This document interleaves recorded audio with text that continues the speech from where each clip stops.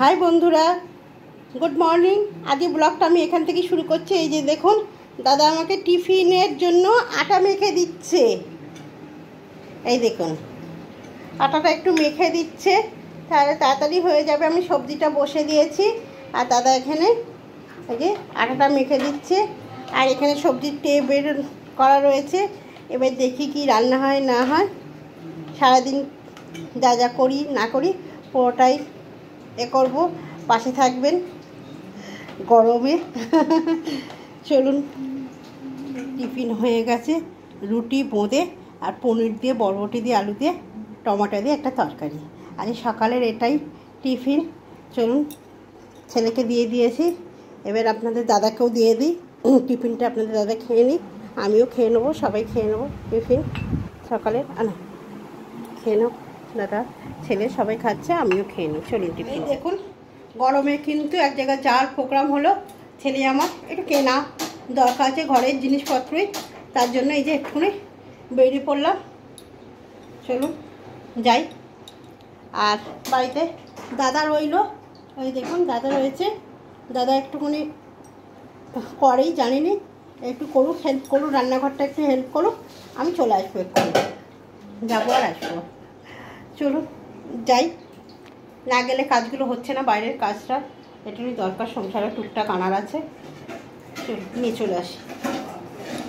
দেখুন গেলাম কেমন, আর এলাম হচ্ছে একদম পুরো ভাজা পোড়া হয়ে। ও কী করতে গেছিলাম দেখাই,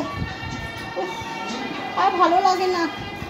এই যে একটু মাছ ছিল না বাড়িতে, একদম কী দিয়ে খাচ্ছি। ছেলেটা প্রতিদিন একদম খাওয়া দাওয়া সেরকম ভালো হচ্ছে না। তাহলে এই যে একটা বেল আরও এনেছি, আর কি নিয়ে এলাম একটু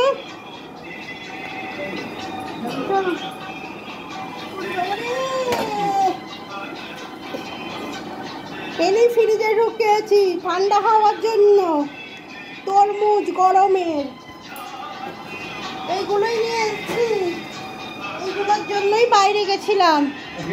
আর এই দেখুন পুরো ভাজা পোড়া হয়ে এলাম। বেলটা দেখো 20 টাকা দিয়েছি, ভালো হয়েছে না? 20 টাকার বেল। বেলের ঘোল করবে দাদা।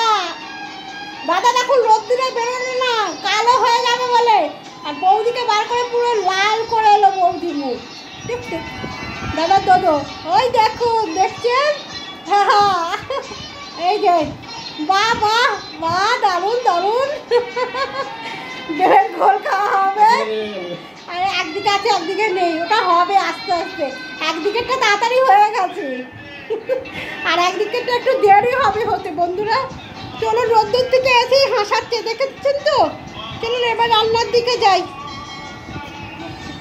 দাদা ঝোল হবে মাছটা, এই যে ঝিঙে দিয়ে, আলু দিয়ে, বেগুন দিয়ে ঝোল হবে, দাদা কেটে দিচ্ছে। আর আমি রান্নাটা এবার চাপিয়ে দিই ঝপঝপ করে। এই দেখুন রুই মাছই নিয়ে এসছি।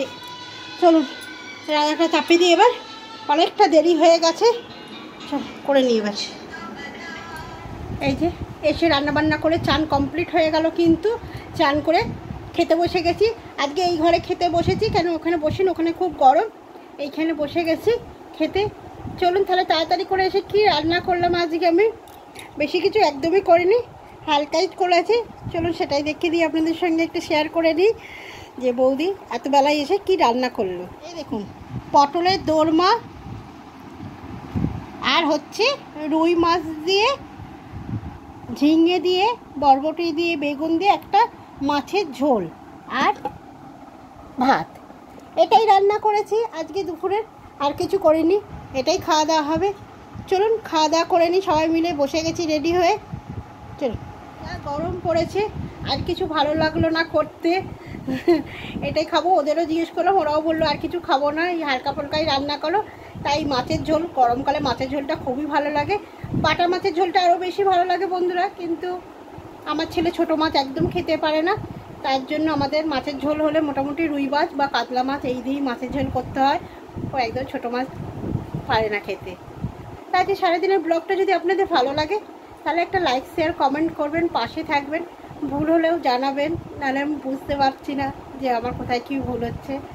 আপনারা সবটা ধরিয়ে দেবেন, ভুলটাও ধরাবেন, ভালোটাও বলবেন। চলুন খাওয়া দাওয়াটা কমপ্লিট করে নিই।